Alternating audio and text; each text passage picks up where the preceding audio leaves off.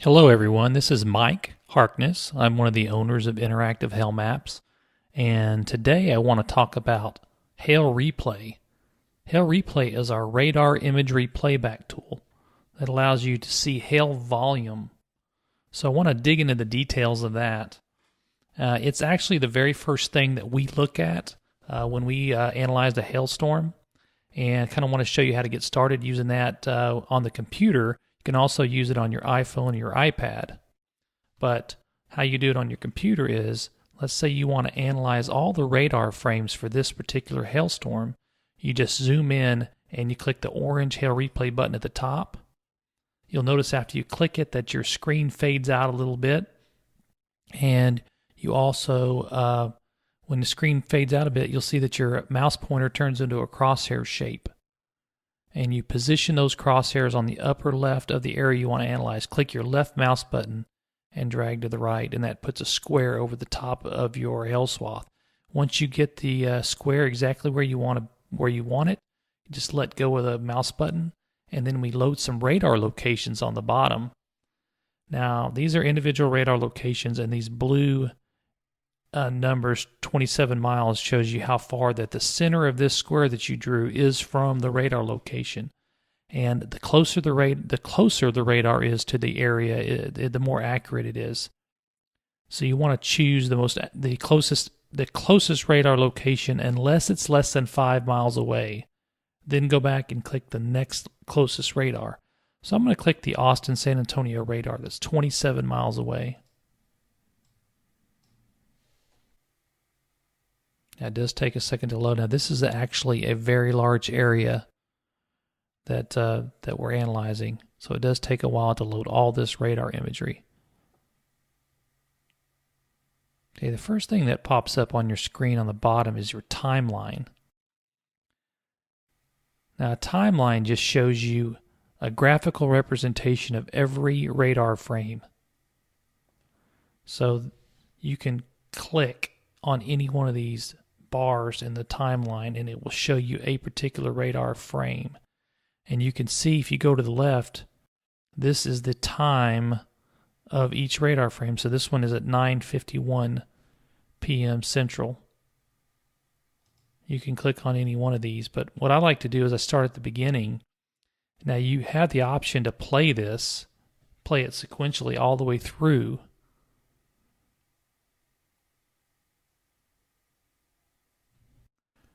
And that's good and everything. It does give you an idea where the hail was, but the best way to do it, in my opinion, is just to scroll frame by frame. So start at the beginning, you click the button below the play button, and you can scroll frame to frame through here, picking out spots where it's hailing more than other spots. So just looking at this radar frame that's at 9:30 p.m., you'll see that you have a small pocket of hail down to the south, and you have some hail that's scattered up to the north. When these dots are separated, that means that the hail is scattered. And then you have some really high concentration right here. Now, one way to do this is to just click right there and then say add address marker and mark that location. That way you can go back and use Hail Recon to get turn-by-turn directions to that spot. So I'm going to start scrolling through these radar images, and you can go through here and pick out all these spots where it's hailing the most. You can kind of connect the dots. Again, this is the area up here where it's scattered. This is concentrated. So it's really hailing right here. You can add a marker there. And you could add a marker here. And then you can connect the dots and go between each one, or you can use the turn-by-turn directions on your Hail Recon to go directly to those spots. So the radar location distances are important. You want the closer the better. Usually about 15 miles to 80 miles is very accurate. Once you start getting past 80 miles, it's still good, but I'd say the effective range on a radar location is about 125 miles. And there are some spots in the U.S. where, there's no radar within 125 miles. You'll find those occasionally.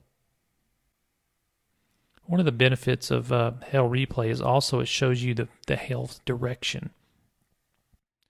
A lot of times, you don't know exactly which direction it's coming from. This clears that all up.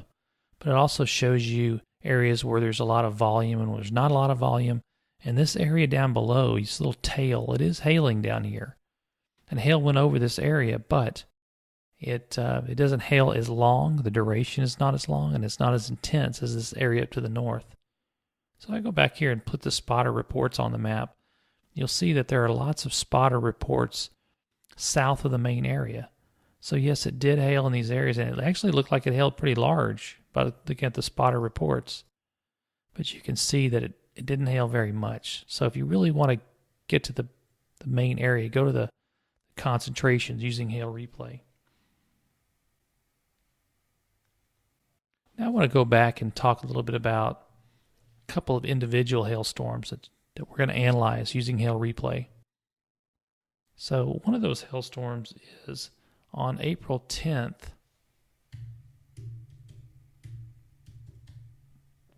2017.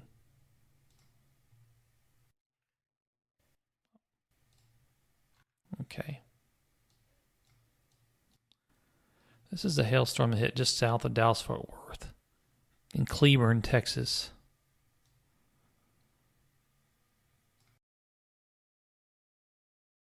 Now, just looking at this hail swath, you'd think this whole town was hit. Let me zoom in a little bit and kind of give you an idea how big this town is. It's actually a lot of people. Go to satellite view. You'll see that most of the hail was west of town, but there are spotter reports. When you click on this blue marker, you'll see that there are multiple reports of hail, 1.25 to 1.5, even up to 1.75 inch. But when you look at this with Hail Replay, you'll immediately notice that there's not a lot of volume associated with it.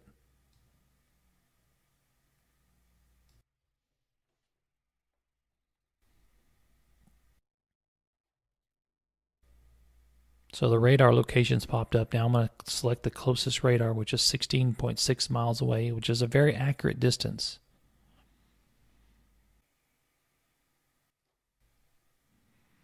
Okay, I'm going to scroll through this timeline. Now, first of all, this is a radar frame at 3:06 p.m., and you'll notice that this area is scattered. This radar imagery basically showing you that it's not hailing a lot here. It is hailing, but the next scan shows it gets a little bit better organized, but not much. I would say that this area right here would be your best bet. I'd add a marker right there. And then the next frame, I would add a marker here. And if I went down to this area, I would check those spots. And if I didn't see any damage, then I would just immediately leave. I mean, it is hailing in this area, but it's just not enough to do damage. So analyzing this hailstorm using Hail Replay kind of gives you a different picture. Yeah, it did hail in this area, but it didn't hail a lot. Okay, so let's go back and look at another example. I'm going to go back to November of 2016 and go up to Albuquerque. Whoops, go back over to Albuquerque. There we go. Okay, so we have a hailstorm here. If you look at it, it doesn't look very promising. You got 1/2 inch hail at the very top, you can see.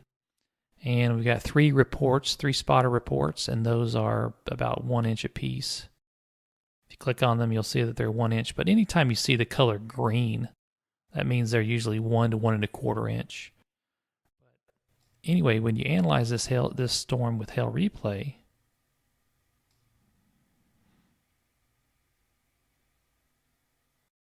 first of all, the radar location, there's only one radar location available, and it's out to the west, 16.8 miles. It's a very accurate distance. This blue marker is your radar location.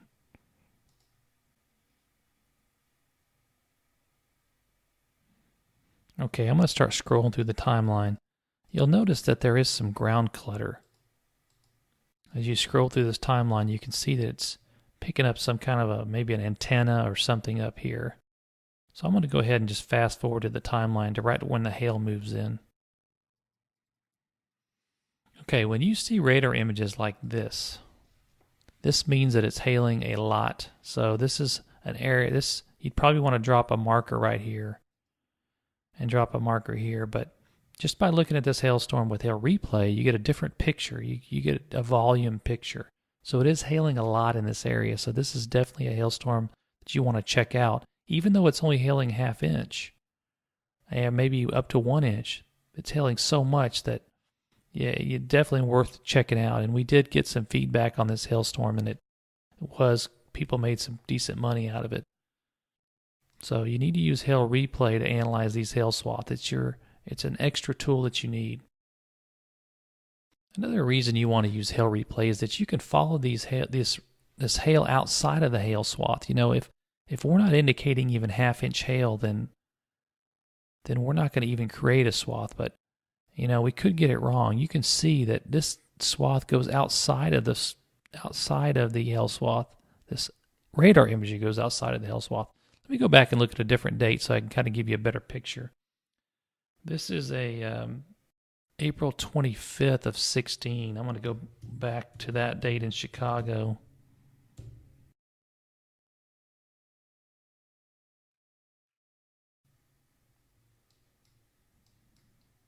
Okay.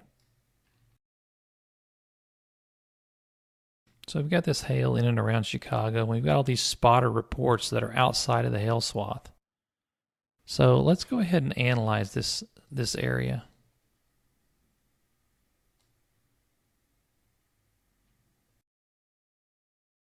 Okay, I'm going to pick my radar locations. I've got one that's 48 miles away. It's the closest.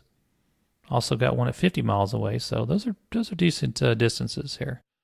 Pretty close.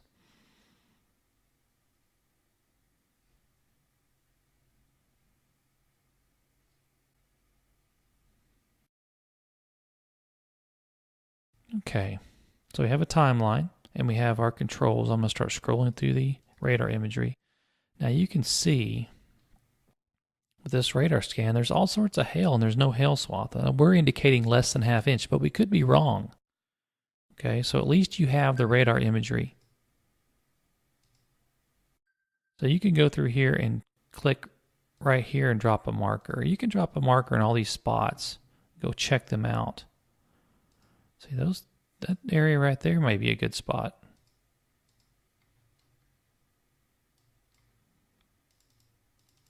You see the hail went right over this spotter report.